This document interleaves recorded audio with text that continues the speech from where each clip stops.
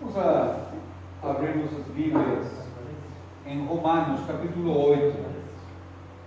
Romanos capítulo 8.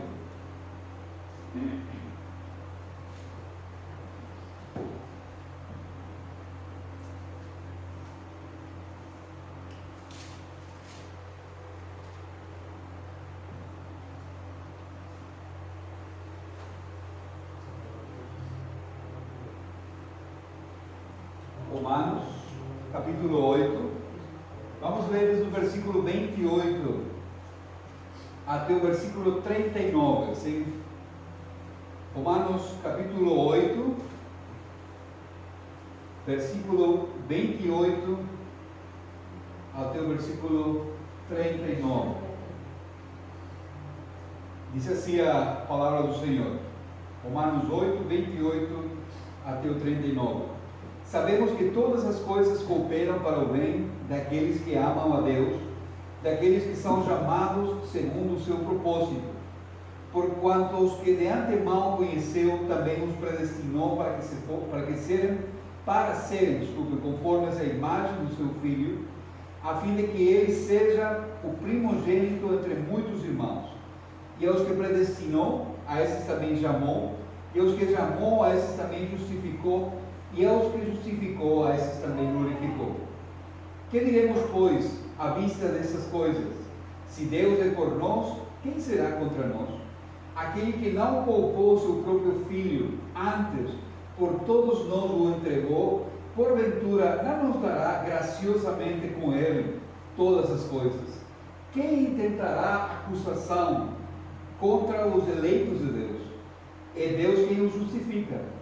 Quem os condenará? É Cristo Jesus quem morreu, ou antes quem ressuscitou, o qual está à direita de Deus e também intercede por nós.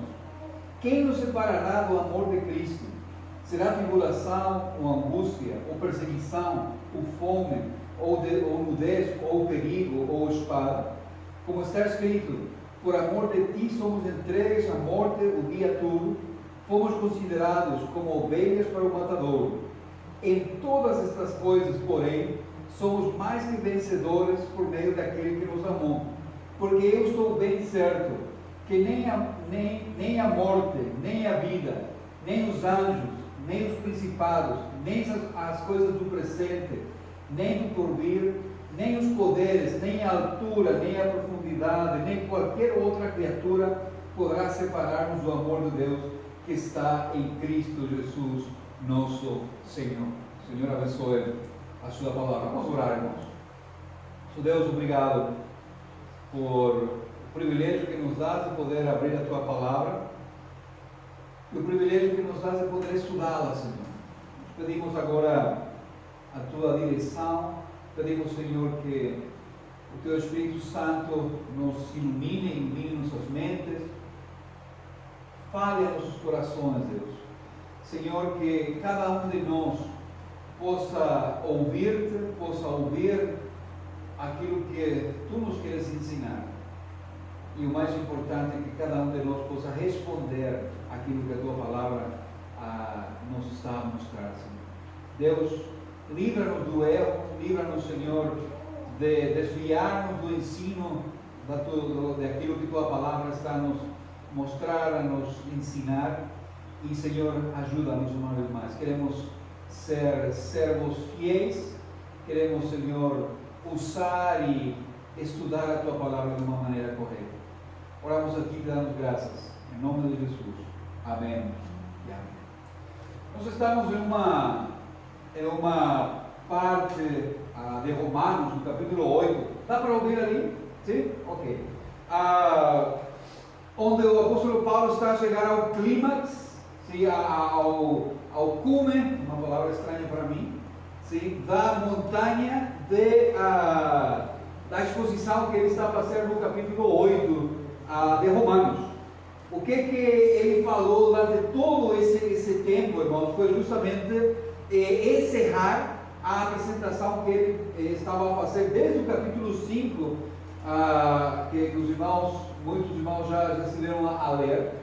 onde ele inicia uma exposição no capítulo 5, no versículo 1, falando que nenhuma condenação, que estamos não justificados para com Deus por meio de Jesus Cristo. Temos paz para com Deus através da justificação que a Jesus Cristo nos dá.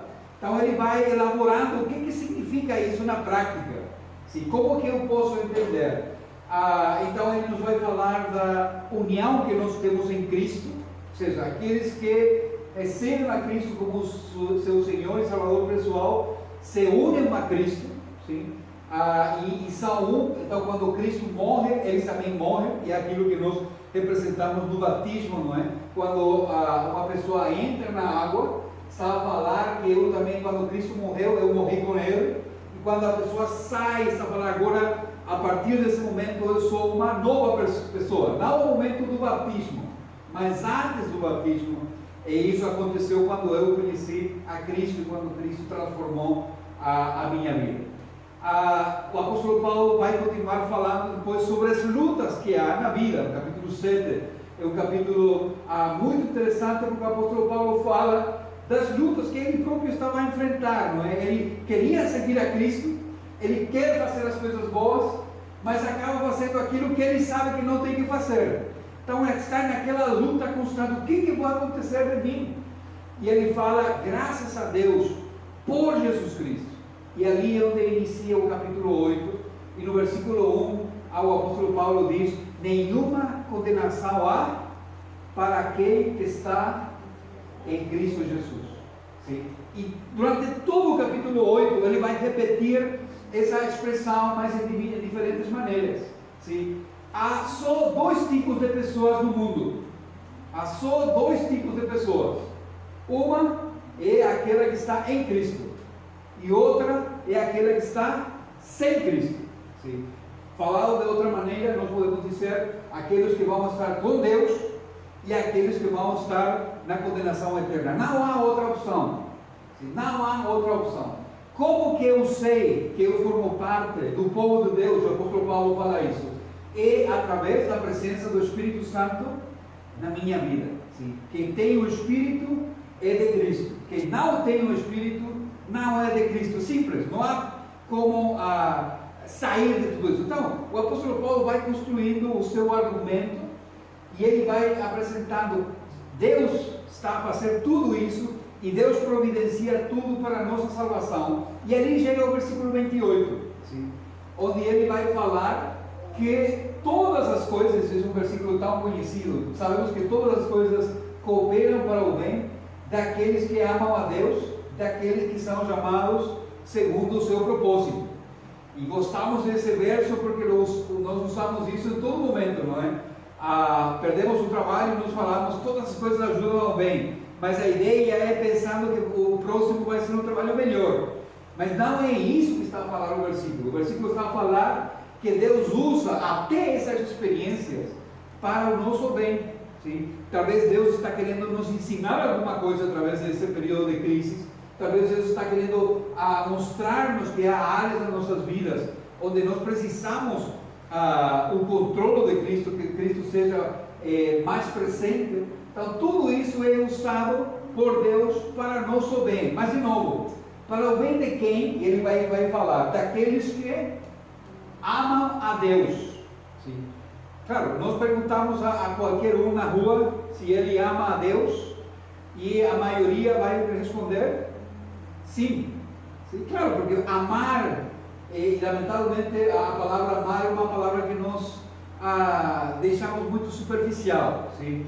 É fácil amar alguém que tu não vês, e alguém que tu lembras dele somente quando estás a precisar, ou em Páscoa ou Natal. Sim. Mas o problema é que amar, segundo, se nós vemos na Bíblia, sempre implica relacionamento íntimo. Sim? Implica que há uma relação. E o apóstolo Paulo vai falar, e ele vai esclarecer, daqueles que são chamados segundo o seu propósito. Ou seja, o amor que nós tenhamos para com Deus não é o amor que nasce em mim, é o amor que Deus coloca em mim por Ele. Por quê? Porque Ele me amou primeiro. É tão simples como isso. Sim? Por isso que depois ele vai explicar, versículo 29 e 30, o que acontece. Porquanto os que de antemão conheceu, e nós estamos a trabalhar isso no domingo passado, sim? Deus, antes da fundação do mundo, antes que nada existisse, sim? Ele planejou nosso nascimento e Ele planejou um encontro pessoal conosco, através de Jesus Cristo. Sim? Então, aos que de antemão conheceu, a esses também, ali a palavra terrível, não é? Predestinou. Sim? Mas aqui a ideia de predestinar é que Deus tomou uma decisão. Sim? Ele decidiu nos amar. E como Deus nos ama, em algum momento nós iremos amar a Ele. Porque se Deus não tomasse essa decisão, nós livremente não iríamos a fazer isso. Porque nós odiamos a Deus. O ser humano odeia Deus, porque odeia tudo que tenha que ver com limites. Ah não, eu não quero um Deus que esteja a limitar, eu quero ser livre. Na verdade, ele nunca foi livre, não é escravo do pecado, mas se haja livre por causa do engano. Deus decide nos salvar e Ele faz uma coisa interessante, diz o apóstolo Paulo. Aos que de antemão conheceu, também os predestinou para serem conformes à imagem do seu Filho, a fim de que ele seja primogênito entre muitos irmãos. E aos que predestinou, a esses também chamou. Sim? E eu contava o meu testemunho. Sim? Deus planejou a minha salvação antes de que nada existisse. Mas chegou um dia, onde eu ouvi o Evangelho. E eu ouvi, alguma coisa aconteceu na minha cabeça que foi aberta. E eu percebi que o condenado era eu. Que o que estava em problema sem Cristo era eu. E que eu precisava de salvação urgentemente.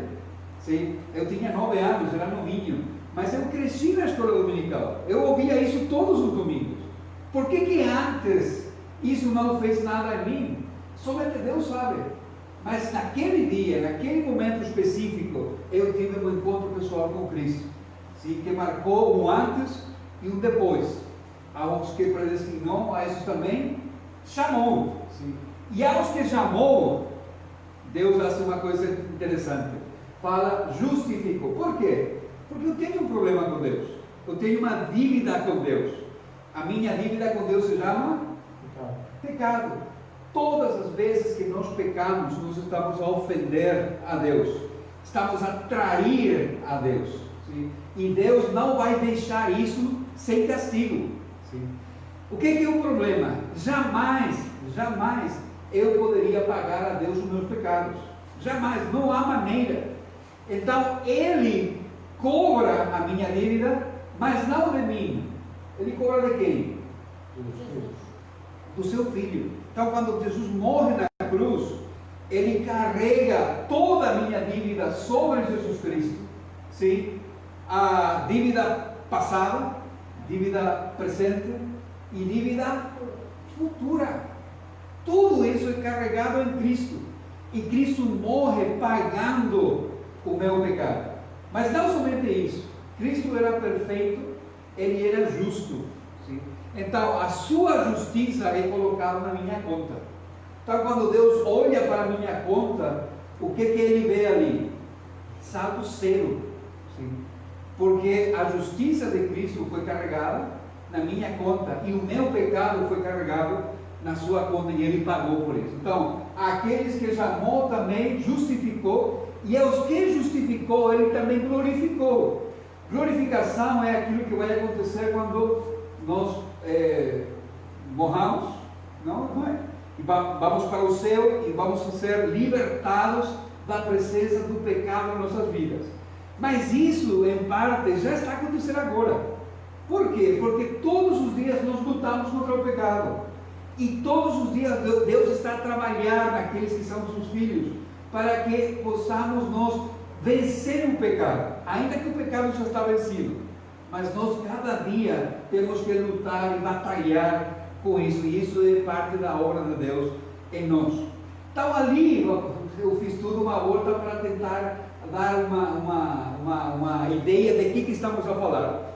O apóstolo Paulo apresenta, irmãos, 5 perguntas terríveis. Terríveis porque essas perguntas não têm resposta. Não é possível encontrar respostas para essa pergunta. Por quê? Sim, olha o que diz o versículo 31. Que diremos, pois, à vista destas coisas? Ou seja, tudo isso que nós falamos. Sim, tudo isso que nós falamos. Se Deus é por nós, quem será contra nós? Sim, quem será contra nós? Os irmãos conseguem achar uma resposta a essa pergunta? E aqui não está a falar quem que se levanta contra nós, porque contra nós se levanta o mundo, se levanta a nossa própria carne, sim, todos os dias, e se levanta Satanás. Satanás que está todo o tempo em guerra contra nós, porque somos os filhos de Deus.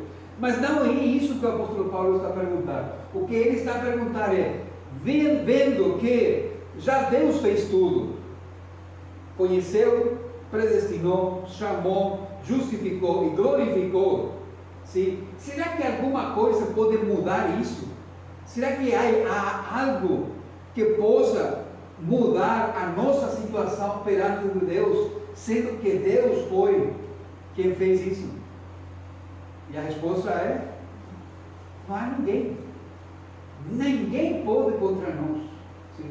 Então, irmãos, se a salvação não é uma coisa que eu ganhei, não é uma coisa que eu possa perder. Sim. Claro que ali surge aquela questão, não é? Então eu posso viver a minha vida como eu quero, total, eu já sou salvo e já vou viver, ninguém pode tirar a minha salvação. Não, eu não estou a entender então de que estamos a falar. Aos que conheceu, predestinou, chamou, aos que chamou, justificou, e aos que justificou, glorificou, no sentido de que Deus não nos vai deixar da mesma maneira. Se eu penso, eu faço da minha vida o que eu quero, ainda eu me achando salvo, eu estou me auto-enganando. Não é verdade, eu ainda não percebi o que significa ser salvo. Sim. Porque se realmente eu fui transformado por Cristo, minha vida vai ser diferente. Vai ser diferente.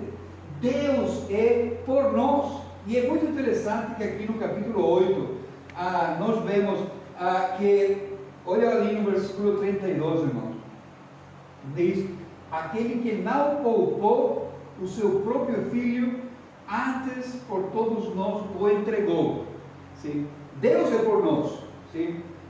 No verso 34, quem os condenará? É Cristo Jesus que morreu, ou antes, quem ressuscitou, o qual está à direita de Deus e também intercede por nós. Então, Deus é por nós, Cristo é por nós, o Espírito Santo é por nós. Versículo 26, um bocadinho mais para trás, diz que o Espírito semelhantemente nos assiste em nossas fraquezas, porque não sabemos orar como convém, mas o mesmo Espírito intercede por nós sobremaneira com gemidos inexprimíveis. Então, é Deus Pai, Deus Filho, Deus Espírito Santo por nós. Quem é que vai poder contra eles? Quem é que vai poder tirar aquilo que Deus já me deu? Sim. O grande problema, irmãos, é que nós vivemos como se fosse que isso não é verdade. Eu vivo pecando, sem me importar que o pecado ofenda o meu Deus. Sim? Ou eu sei que eu peco contra Deus, eu sei que estou a ofender a Deus, mas eu não faço nada com isso. O que um filho de Deus teria que fazer quando peca? Sim, reconhecer, se arrepender, não é? Buscar perdão, sim? Eu tenho uma ferramenta que o Senhor me dá, que é terrível. 1 João 1:9, quando diz, se nós, vamos ver aqui se o nosso maquinista nos ajuda, pode ver um bocadinho de água enquanto está? Quem pode ler, por favor? Se confessarmos os nossos pecados, Ele é fiel e justo para nos perdoar os pecados e purificar-nos de toda a injustiça. Uau! Se nós confessarmos nossos pecados, Deus vai cobrar de nós cada um de nossos pecados. É isso que diz? Não. Se nós confessarmos nossos pecados, Ele é fiel e justo para nos perdoar e para nos limpar de todo o pecado. O que um crente tem que fazer com o seu pecado? Irmãos, nós já fomos expulsos uma vez por perguntar uma coisa assim. Perguntaram ao irmão, o que tu fazes com o teu pecado? E fomos expulsos dessa casa por perguntar isso. O que eu faço com o meu pecado? Eu reconheço e eu peço perdão ao Senhor. E eu assumo aquilo que diz esse versículo, que Deus me perdoa. Por quê? Me perdoa pelos meus méritos, porque eu sou bonzinho. Mas Ele me perdoa porque Cristo já morreu pelos meus pecados. Sim. Cristo já pagou por isso. Então, não há dívida. Não sei se está a perceber isso, irmão. Sim? Ou seja, a conta está em zero. O problema é que eu estou a carregar sobre mim um peso que eu não deveria levar. Eu peco, claro que sim. O pecado é ruim, é muito ruim, é mau. Eu preciso lutar contra isso. Porque quanto mais eu peco e não confesso meus pecados, não peço perdão a Deus, eu estou a afastar-me de Deus. O pecado faz isso em nós. Sim? Ele nos afasta de Deus, carrega a nossa mente. Nós nem orar já podemos, porque falamos, o que eu vou orar se Deus, seguramente Deus não quer me ouvir. Mas não é isso que a Bíblia diz. Não é isso que a Bíblia diz. A Bíblia diz que Deus está à espera de ouvir. Mas ainda mais, irmãos, Deus vai tratar comigo. Se eu sou seu filho, Ele não me vai deixar nessa condição. Sim? Porque diz que Deus a quem ama, disciplina. Ou seja, Deus como eu sou o pai, e o pai é muito imperfeito. Mas se eu vejo que os meus filhos estão a caminhar por um caminho errado, eu não vou deixar ele nessa condição.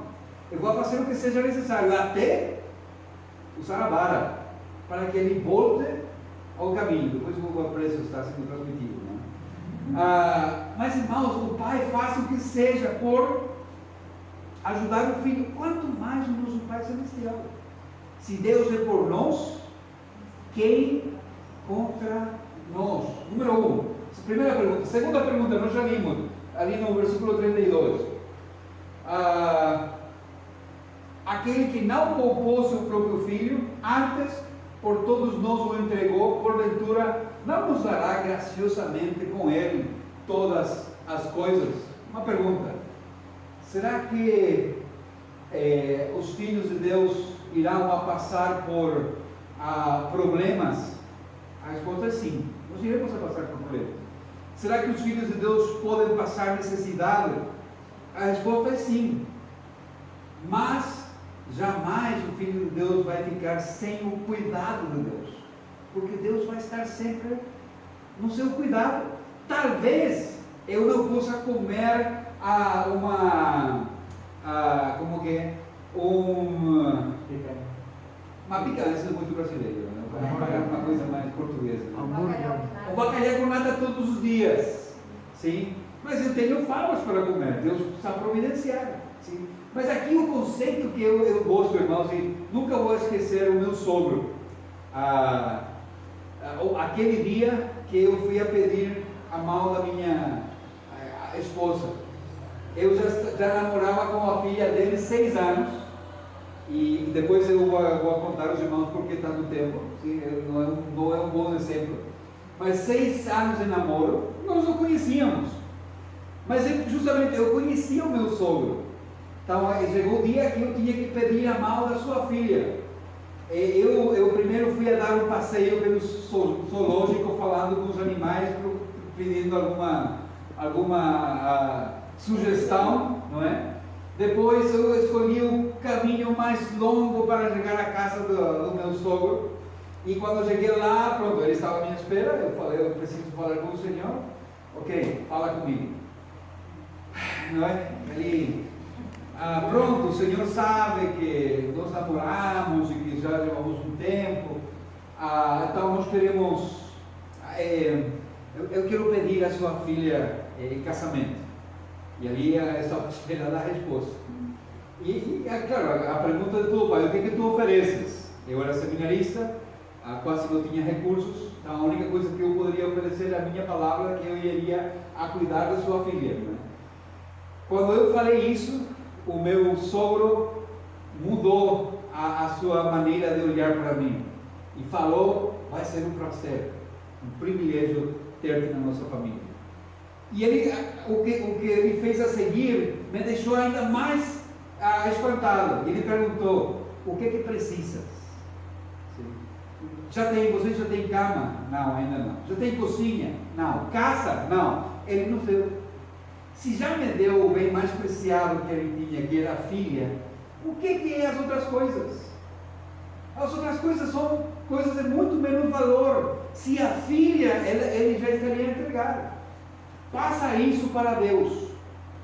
Se ele já entregou seu filho por nós, para morrer na cruz, no meu lugar, o que Deus não poderia me dar? Será que há alguma coisa mais valiosa que o seu filho? Será que Deus não nos poupou? Se Ele não poupou, essa palavra eu gosto tanto em português, poupou. Deus castigou seu filho. Se os irmãos leem Isaías 53, depois eu peço que vocês leiam isso. Ali Isaías usa uma expressão que Deus esmagou o seu filho. Sim? Esmagou o seu filho por causa dos nossos pecados.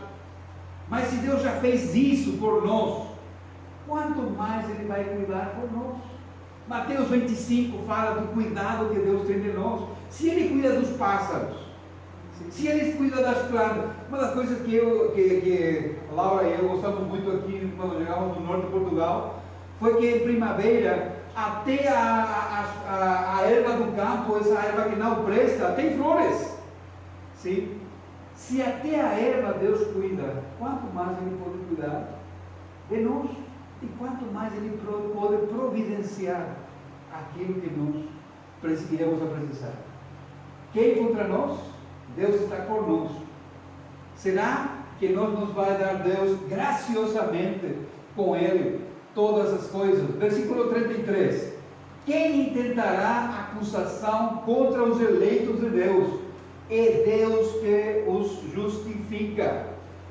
Vocês sabem, irmãos, que há alguém que de dia e de noite está a nos acusar perante Deus? Quem é? Satanás. O que significa Satanás? Acusador. Ele está a nos acusar de dia e de noite. E olha, ele que facilita as coisas para que nós pequemos, não é? Ele nos apresenta uma questão ali, a tentação, nós caímos na tentação, o que ele faz? Primeiro, olha Deus, olha teu filhinho, olha a tua filhinha, aquele que tu tanto proteges, todos os dias,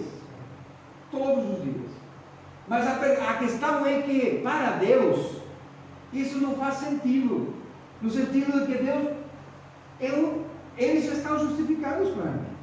Satanás, tu podes fazer o que tu queiras, podes acusar quanto tu queiras, mas nada vai mudar o meu amor para com meus filhos. Quem acusará os eleitos de Deus? E lembra, aqui aparece a expressão eleitos, aqueles que Deus escolheu. Sim? Quem?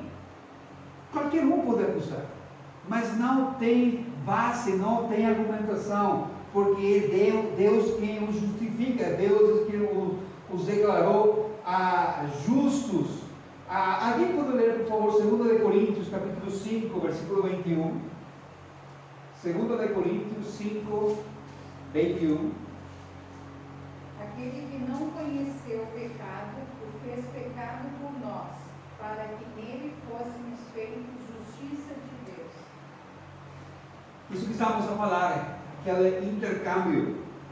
Ele não tinha pecado, Cristo não tinha pecado, mas Deus o tratou como pecador. Nós éramos pecadores, não tínhamos justiça, mas Deus nos deu a justiça de Cristo. Houve ali um intercâmbio. Então, se Deus já nos declarou justos, quem nos pode acusar? Mas não fica por ali. A pergunta número 4 é muito perto também, quando diz, versículo 34, quem nos condenará? É Cristo Jesus quem morreu, ou antes, quem ressuscitou, o qual está à direita de Deus e também intercede por nós? Quem que nos vai condenar, irmãos? Se já não há condenação na nossa conta, se já não há nada que possa mudar de novo, troquemos o panorama. Vamos a pensar que a minha salvação depende das minhas boas obras, sim? E depende daquilo que eu faça bem. Eu vou tentar andar o mais reto possível, não é? Mas sempre vou estar a falhar, porque eu sou limitado. A minha esperança é que no final, quando Deus coloque na balança, não é? Os meus pecados e as minhas boas obras pesem mais que os meus pecados. Sim? O meu grande problema é que há um pecado que pesa mais que tudo, que é a minha rebeldia contra Deus. E não há boa obra possível que possa tirar esse peso. A balança sempre vai estar na minha contra. Sempre. Sim, sempre. Mas, com a justiça de Deus, sim, a balança foi para baixo, quebrou até. Sim, e não há acusação possível. Por quê? O apóstolo Paulo diz, primeiro, porque Jesus morreu, quem nos condenará? É Cristo Jesus quem morreu. Sim, ele morreu por nós. Mas não somente isso, ele ressuscitou. E com a ressurreição, irmão, por que é importante que Jesus tivesse que ressuscitar? Porque se Deus não aceitava o sacrifício de Cristo na cruz, Jesus Cristo não ia ressuscitar. Se ele não aceitava o pago pelos nossos pecados, Jesus Cristo não iria ressuscitar. Mas o facto de Jesus ressuscitar é a prova que Deus aceitou o pago. E é a prova que não há condenação para os filhos de Deus.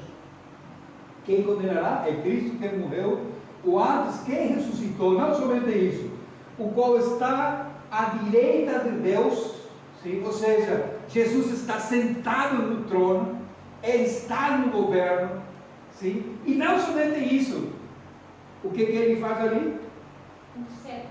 Intercede por nós. Há um só intermediário entre Deus e os homens. Um só. Quem é? Jesus Cristo, o homem. Jesus Cristo, o homem. Então, tente acompanhar a minha ideia, irmãos. Vamos chegar na presença de Deus. Eu estou na presença de Deus. São abertos os livros lá. Satanás aparece. Ele começa a fazer uma leitura de tudo quanto eu fiz. Sim? E ele não vai mentir naquele momento. Ainda que ele é o pai da mentira. Mas ele não vai mentir, ele vai contar todas as coisas verdadeiras. Sim? Todas as coisas verdadeiras. Sim? Só que lá vai ser o meu advogado. E o advogado é o filho do juiz. Então, a quem será que o juiz vai ouvir? E mais ainda, o advogado vai falar, eu paguei por isso. Sim, é verdade, mas eu paguei. Eu paguei. Já não há mais conta. Já não há mais dívida. Já não há mais nada que reclamar. Porque foi Cristo que morreu, ressuscitou, reina e intercede por nós. Sim? Por isso que não faz sentido buscar outros intercessores. Se já o filho do juiz está a interceder, nós não precisamos de outros intercessores. O nosso acesso é direto, através de Cristo, ao trono do Pai. Outra pergunta. Quem nos separará do amor de Cristo? Quem nos separará do amor de Cristo? E aqui o apóstolo Paulo vai tentar ir aos extremos. E ele inicia: será tribulação, angústia, perseguição, fome, nudez, perigo, espada? E a resposta sempre vai ser não. Sim. Porém, diz, somos mais que vencedores por meio daquele que nos amou. Mas o apóstolo Paulo vai um bocado mais fundo, irmãos, porque eu estou bem certo que nem a morte, sim, nem a morte, nem a vida, nem os anjos, naquele suposto que os anjos fossem contra mim, coisa impossível, mas o apóstolo Paulo está tentando abrir nossas mentes, nem os principados. Quem que são os principados? Satanás e suas hostes, a sua turma. Sim. O inferno pode estar contra nós, mas se Deus é por nós, não há ninguém que nos possa separar. Nem as coisas do presente, nem do porvir, nem os poderes, nem a altura, nem a profundidade, nem qualquer outra criatura poderá separar-nos do amor de Deus que está em Cristo Jesus, nosso Senhor. Sim. Quem pode nos separar do amor de Cristo? Nada, nada. A minha pergunta final, e essa já é a minha pergunta, não é do apóstolo Paulo: o que significa isso para nós, irmãos? Muda alguma coisa? Saber que não há nada que nos possa separar do amor de Deus? Saber que já não há condenação para nós? Saber que já Deus foi quem nos justificou, que nos perdoou, que nos limpou? Saber que Ele está a cuidar de nós o tempo todo e Ele vai providenciar para nossas necessidades, e saber que Ele está conosco todos os dias. Muda alguma coisa? Irmão, se não muda a nossa maneira de ver a vida, há alguma coisa errada conosco. Há alguma coisa errada em nós e precisamos pensar nisso. Se para ti isso não significa nada e não muda nada na tua vida, eu peço, arrepende-te, pide perdão ao Senhor, pide que o Senhor abra a tua mente, te mostre. Estamos a falar do amor mais grande, mais sublime, mais elevado que possa existir. O Deus Criador dos céus e a terra, morrendo por um pecador que não merecia mais que o inferno, e dando-nos a possibilidade de estar na sua presença, agora e na eternidade. Nós muda muita coisa muda na maneira que nos vemos a vida. Sim? Já não temos que viver a vida do nosso jeito, da nossa maneira. Nós podemos viver a vida do jeito de Deus. Sim?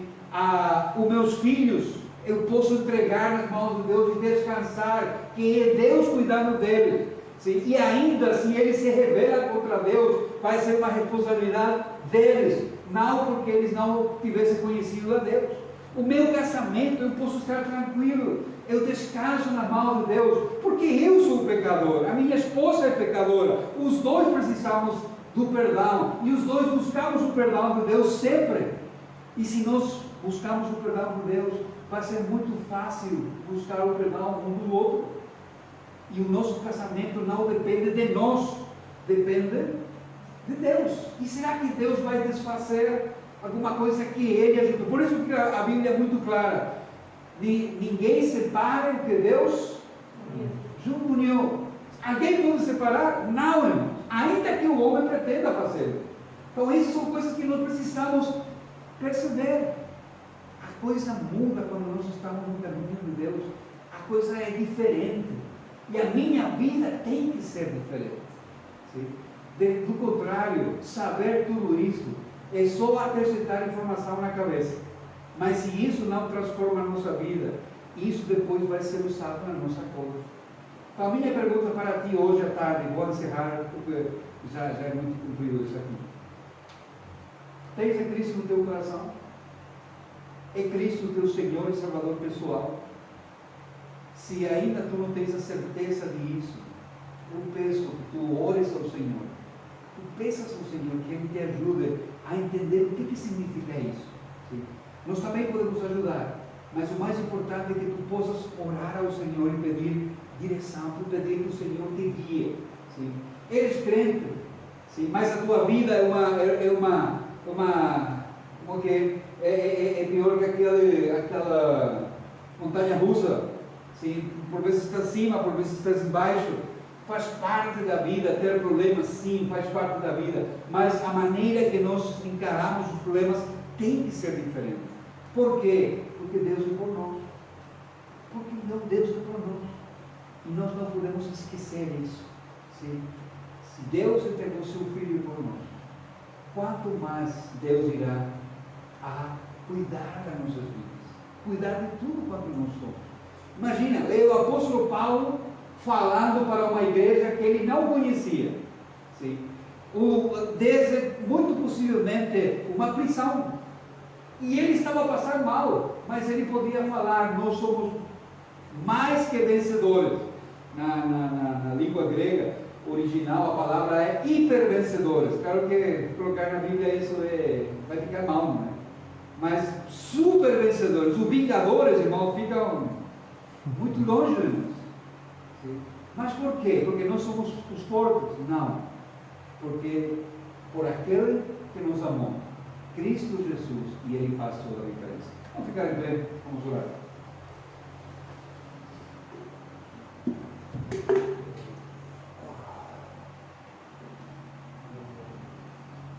Nosso Deus, obrigado por esse tempo. Senhor, eu peço que trabalhes nas nossas mentes.